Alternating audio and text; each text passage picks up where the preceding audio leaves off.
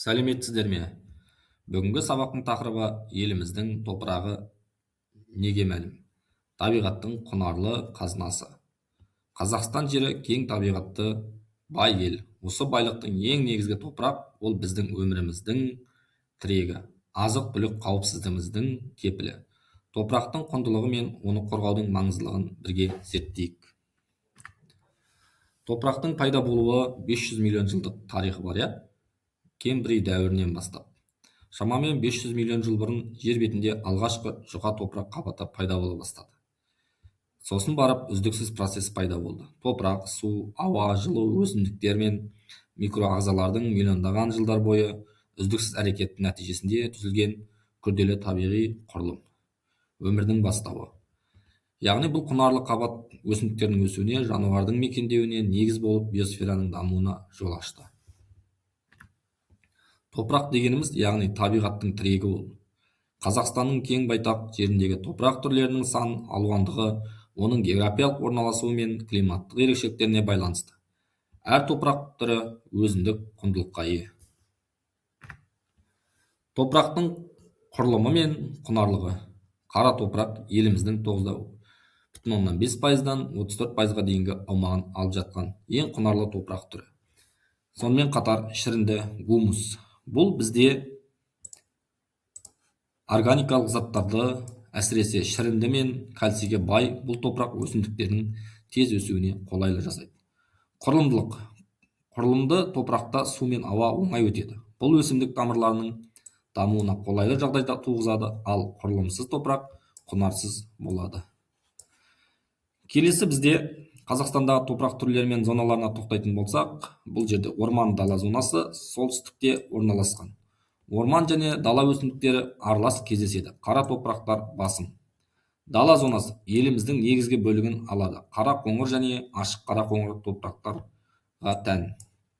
Шөлейт зонасы оңтүстікке жақындаған сайын кездеседі. Топырақ құнарлығы азаяды. Шөл зонасы ең оңтүстікте орналасқан, сазды және сортаң топырақтар көп. Климат пен өсімдік жамылғысы топырақтың ерекшелігін айқындайды. Яғни суретте қарасақ, біз орманды дегеніміз міне, орманды топырақ, сонымен қатар дала зонасы дегеніміз міне, дала жерін айтамыз, ал шөл дегеніміз жылжи уақыт келе былай түскен сайын шөл зонасына айналып баратқан суреттің өзі белгілі болып көрсетіп тұр. Келесі топырақ эрозиясы дегенімізді қалай түсінеміз?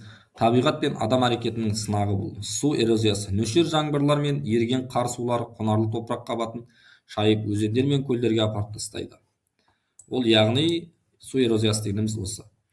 Жел эрозиясы. Қатты желдер құрғақ және қорғалмаған топырақтың беткі қабатын ұшырып әкетеді. Сол әсіресе дала аймақтарда қауіп төндіреді.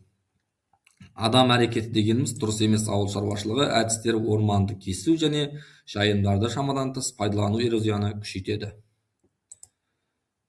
Яғни бізде адамның топыраққа әсерін қорғау мен пайдалану құнарлықты арттыру дейміз. Сонымен қатар тыңайтқыштарды қолдану және суғару жүйелерін дұрыс реттеу арқылы топырақ құнарлығын арттыруға болады. Теріс әсер топырақты үстіне пайдалану, тыңайтқыштарды шамадан тыс қолдану дұрыс күтімсіздіктен эрозияға ұшырайды.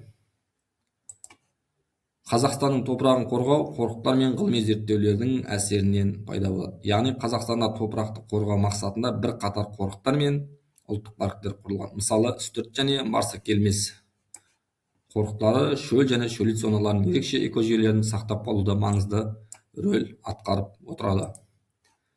Қорытындылай келе, топырақ еліміздің байлығы, оны сақтайық. Яғни ауыл шаруашылығының негізі көзі болып табылады. Келешек ұрпақ аманат болу керек, экожүйенің тірегі, және біз бұны дұрыс пайдалануымыз қажет. Яғни бүгінгі сабақта біз топырақтың құнарлығы жайында толыққанды талдайтын боламыз.